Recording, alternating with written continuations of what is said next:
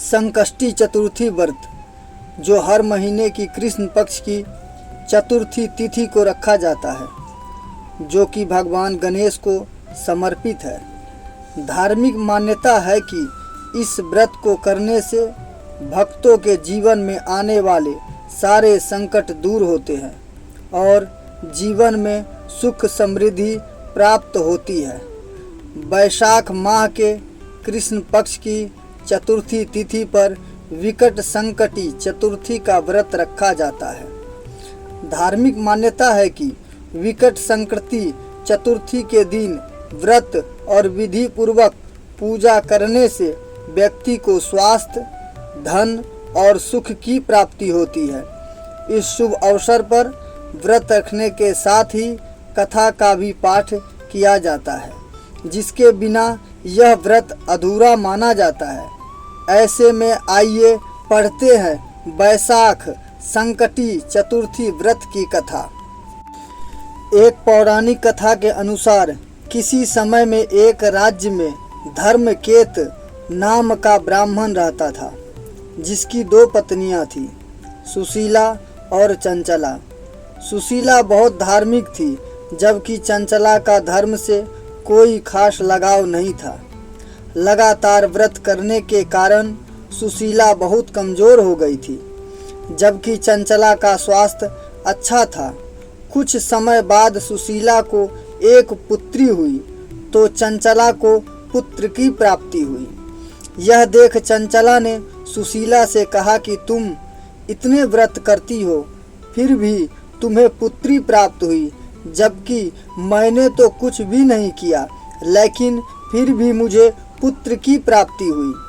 चंचला की ये बात सुनकर सुशीला को बहुत बुरा लगा।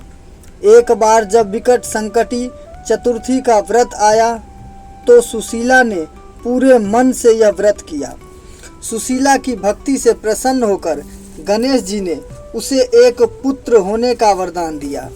सुशीला की ये कामना शीघ्र पूरी हुई, लेकिन दुर्भाग्यवश उसके पति धर्मकेतु की मृत्यु हो गई। पति के मृत्यु के बाद चंचला और सुशीला अलग अलग घर में रहने लगी। सुशीला पति के घर में रहकर ही अपने बच्चों का पालन करती थी। सुशीला का पुत्र बड़ा होकर बहुत ज्ञानी बना, जिससे उसके अपना घर धन्य धान्य से भर दिया, जबकि चंचला का पुत्र बहुत आलसी था। एक दिन चंचला को सुशीला के पुत्र से ईर्ष्या होने लगी। एक बार मौका मिलते ही चंचला ने सुशीला की पुत्र को कुएं में धकेल दिया, लेकिन व्रत के कारण भगवान गणेश ने सुशीला के पुत्र की रक्षा की। चंचला ने जब ये देखा कि भगवान गणेश स्वयं सुशीला के परिवार की रक्षा कर रहे हैं, तो उसे अपने कर्मों पर बड़ा पछतावा हुआ और उसने तुरंत सुशीला से माफ़ी मांगी। फिर सुशीला के कहने पर चंचला ने भी विकट संकटी चतुर्थी का व्रत किया, जिससे उसके घर पर गणेश जी की कृपा बरसने लगी और उसका पुत्र भी काम करने लगा। ऐसे में जो भी विकट संकटी चतुर्थी का व्रत रखता है, भगवान गणेश स्वयं उसके परिवार की हर परेशानी से रक्षा करते हैं और अपनी कृपा बरसाते हैं। आइए इसी कहानी से रिलेटेड कुछ और जानकारी मैं आप लोगों को बता दूं। बिहार में गंगा के उत्तर क्षेत्र में स्थित बसाड़ ग्राम का प्राचीन नाम वैशाली शहर था। बसाड़ वैशाली के ही राजा बलि हुए थे। बिहार के हाजीपुर का प्राचीन नाम रामचौड़ा था।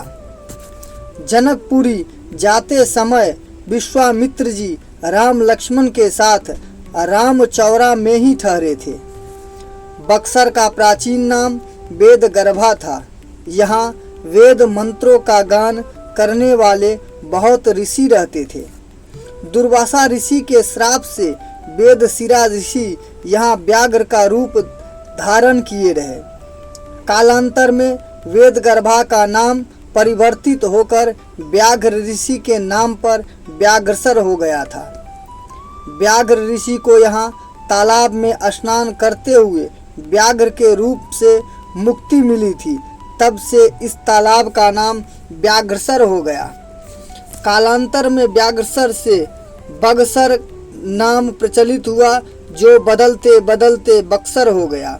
यहाँ वेदशिरा नामक ऋषि का आश्रम और विश्वामित्र मुनि का सिद्धाश्रम भी था।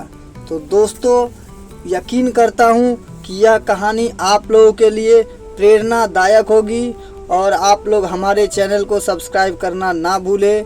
मिलेंगे आप लोगों से अगली कहानी में। तब तक के लिए बाय बाय, टेक केयर और अपना सभी ख्याल रखें।